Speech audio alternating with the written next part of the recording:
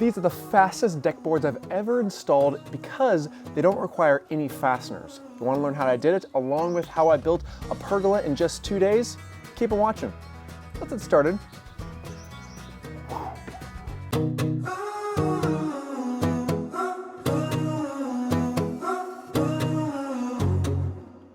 Of course, every backyard is different, but on our project, this one is actually for my home. And this area has been overwhelmed with pine needles because there's a very large pine tree in my backyard, and I wanted to remove the grass and build something nice at this location because grass just doesn't grow well right underneath this tree. I hammer in a few stakes based upon where I want the arrangement to be, and then run a string line all the way across, which makes it really easy to line up with my wood retaining wall, as well as my concrete step at the very bottom of our deck. As for removing the grass, I do suggest grabbing a border edger tool, and if you don't have that, the next best thing is a flathead shovel. In theory, I'm trying to remove the grass with all the root system underneath it with as little soil as possible at the same time, because this soil does add up significantly, which is what I realized when I installed turf in my front yard. That was a lot of weight, and removing all of that grass adds up very quickly, even if you're trying to shake out as much dirt and debris as possible. I'm shaking out all the dirt into my wheelbarrow and maneuvering that into another section of the yard, while also throwing all the grass into my yard debris receptacle. Once we have all the grass completely removed, it's time for leveling, and this is a very important step because if our ground isn't level, our deck certainly isn't going to be after that.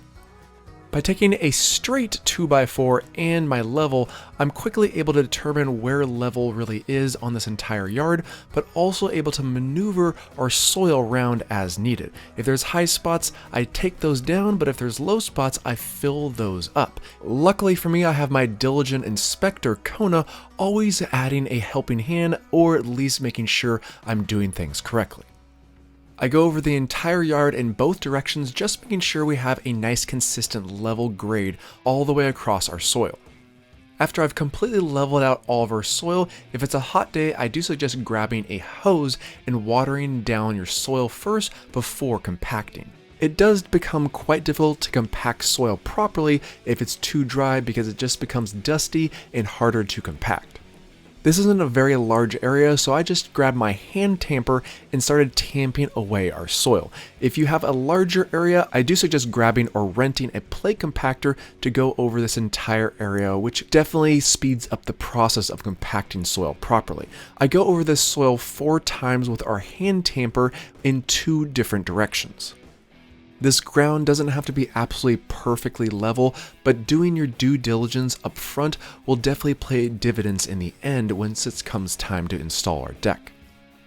Prior to installing our InstaDeck tiles, I strongly suggest installing a weed barrier, especially for going over soil like I am in this location.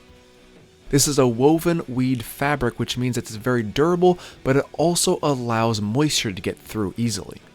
All you have to do when applying this is just take a couple landscaping nails and nail down each corner, then remove any of the excess with a utility blade. I overlap each sheet approximately 2 to 4 inches, just making sure that there's no possible chance of any weeds or vegetation to grow through. In order to guarantee that this also doesn't move on us over time, I resecure a few more nails into any of the seams as well as the perimeter every 3 to 4 feet. I go to numerous trade shows every single year to try and find new innovative products to showcase on the channel. And there's very few that really make me stop in my tracks. This system though was one of them. This is from BYOT Outdoor Living, and this is their DuraLife InstaDeck outdoor floor system. The amazing thing about this system is that you don't need any fasteners to get it installed. All you need is a few stakes and clip this entire system together with ease. So let's test it out and see how fast this system really is to install. The beautiful thing about this InstaDeck tile system, and the reason why it's so fast to install, is because there's really only a couple clips you have to install on each side. No fasteners needed, and the only thing I do suggest having on hand is a hand clamp, which just makes it a little bit easier to click each one of these panels together. In the middle of each tile, there's a couple tabs that actually align each tile perfectly with each other, and then on the edges of each panel, there's a more substantial clicking mechanism to install at those locations, which are the items that really hold this entire structure together, and the reason why I need a hand clamp. When making it over to your second row of paneling, you can just start applying each panel one after the other. However, I don't suggest doing this because once you start with this first one, that means you have to install the second piece on both sides at the same time, which actually makes it more difficult to do. I'm just showing this to you because I want to be completely transparent and note that I did install it this way, but the second way of doing it was much easier than doing it this way. What I do suggest doing is how I did our third row. I go about laying out all 6 panels in the right direction first, and then start clamping them together one after the other after the other. Once every single panel is positioned correctly and aligned with each other, I then maneuver it into the rest of the panels. This way, this entire row is completely cohesively installed, and then just sliding it into position with the row adjacent to it was extremely easy and very straightforward. At this point in time, I wanted to say a huge and special thank you to the sponsor of this week's video, BYOT Outdoor Living. I really do love the opportunity to work with new brands that I see at trade shows, and this one was by far one that I was so excited to showcase once I saw their amazing product line. It's amazing to see brands that are extremely innovative in their thinking, and this company was truly one that has not only thought about the end user and customer, but also thought about how they can change the game in this construction space. If you want to check out their amazing product lines of not only decks, but fences, gates, railings, and plenty of other items, then I will make sure and leave a link in the description box below, and you'll be able to find all the amazing items that they carry.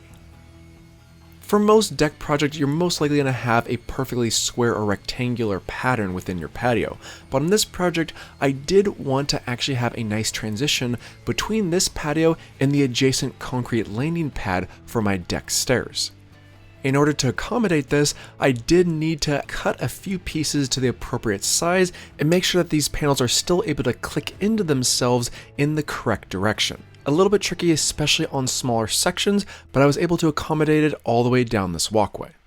As I made my way down to the final row of paneling, I quickly realized that there is a slight variance in the length needed at this location. One side is at 10.5 inches, the other side is approximately 11 inches. Not a big deal either way, just you have to accommodate that once you start installing your decking. I snap our final row of InstaDeck tiles together, and we can now move on to stakes. There are a number of different stakes to choose from, but the more substantial ones are more likely the more preferred because it's going to stiffen up your structure a bit more than a smaller landscape nail. These ones are 8 inches long, and these are specifically designed for landscape purposes. Another great thing about these InstaDeck tiles is the fact that they are already pre-designed with holes that are able to accommodate 4 per tile. You do have to purchase these stakes separately, which I'll make sure and leave a link for in the description box below of this video, but these should be readily available at your local hardware store. I suggest installing the entire perimeter first, making sure that you have that layout perfectly where you want it, and then move on to any of the interior stake locations. Once you have the entire grid system completely staked off, we can finally move on to decking. BYOT calls this out as their DuraLife Resort Collection, and the color is Cabo Brown, if anyone is interested. The deck boards that I have are all 12 feet long, but they do come 16 and 20 feet long.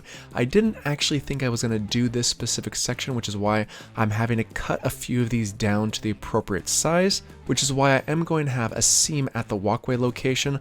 But just know if I planned on doing this small section ahead of time, I could have easily ordered the 16 footers and not had a seam whatsoever.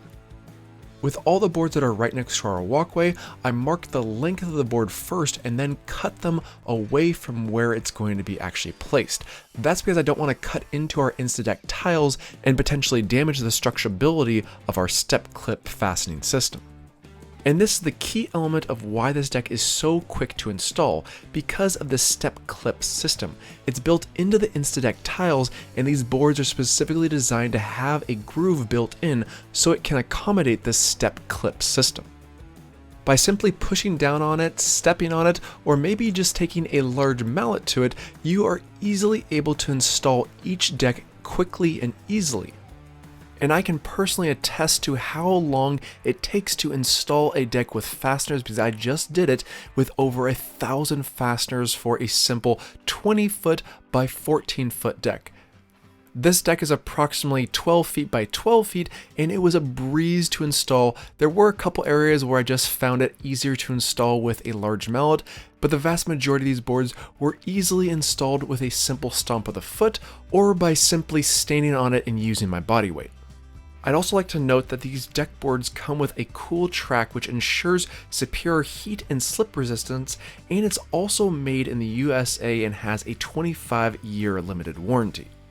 These are all things that I consider when taking on projects as well as thinking about as a general homeowner or DIYer in the construction space. One item that I had to think about that hopefully you guys don't on your project is the space between our step clip system and the edge of my existing concrete. I do have to account for this because if I don't, then there's going to be a potential dip in our deck boards, and that's the last thing I want to think about when stepping onto our beautiful patio. I fill this area with a sand-based aggregate, and I can move on to cutting and filling this last small section with decking. I measure out each individual piece because, as I noted earlier, there is a slight variance between one side to the other with our concrete step. But once I'm happy with our measurement, I then cut it with my circular saw and a speed square and move on with the installation as I installed all the other deck boards. One thing to keep note of is that the first boards that I cut on this entire deck were short, and that's because I wanted to share that step clip fastening location, because if I didn't, then I wouldn't have anything for these boards to grab onto. You have to account for that and think about that on your project if you do have a transitional period like this. Any of the boards that are not associated with our small walkway means that we have some overhang to account for, and the easiest way to account for it is to take a string line, snap a line exactly where the edge of our boards meets the edge of our InstaDeck tiles, then grab your trusty circular saw and make a pristine and steady cut all the way down. You do want to be extremely steady and accurate when doing this cut, so please take your time when doing this because you only get to do this once, and if you do want to set up a guide, I always suggest doing that if you feel more comfortable. In order to fully cut our first and last piece, I do have to take a multi-tool and just remove any of the excess that I didn't cut with a circular saw. Very easy and straightforward to do with a multi-tool.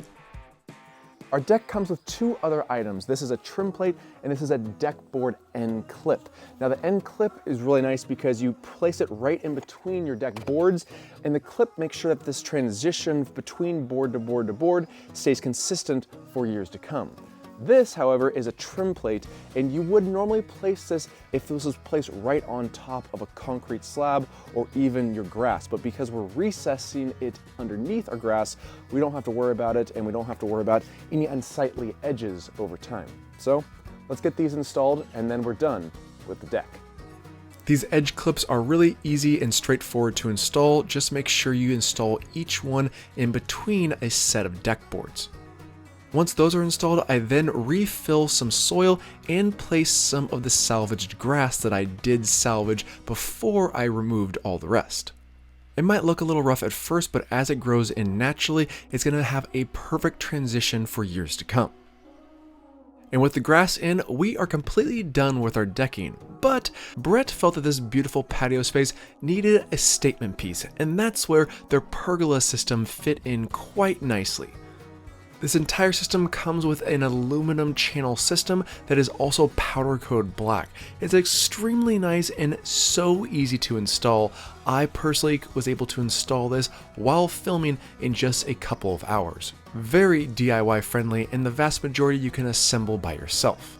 I first went about installing the corner brackets with the outer rails, and once those were installed, we then started installing our 3 mid beams. Once we have our 3 mid beams connected on one side, we can then move on to the second side and start assembling that side as well.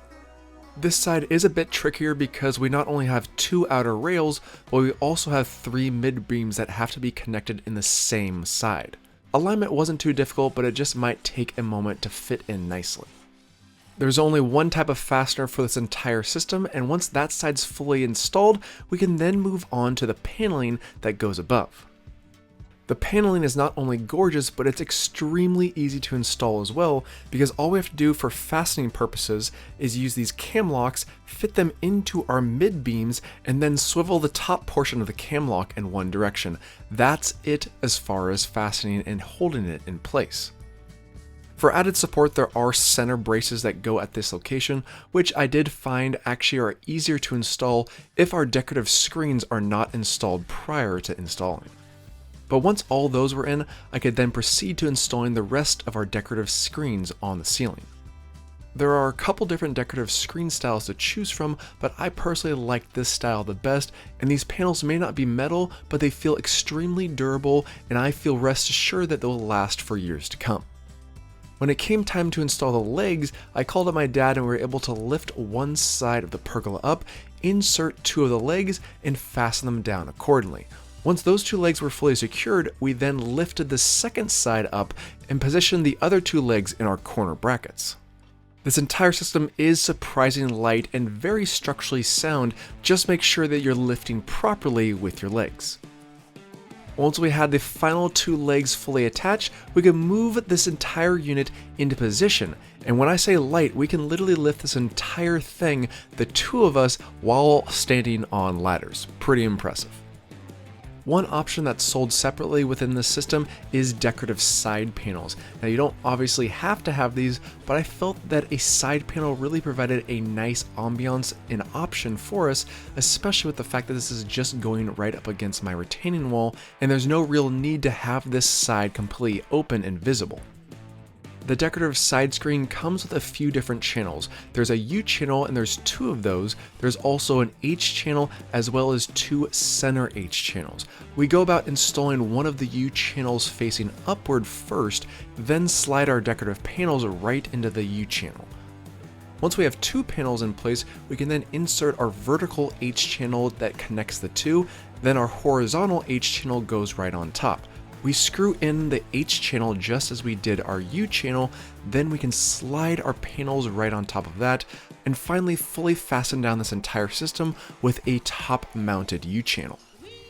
But now that we have our side panel fully installed, we are done!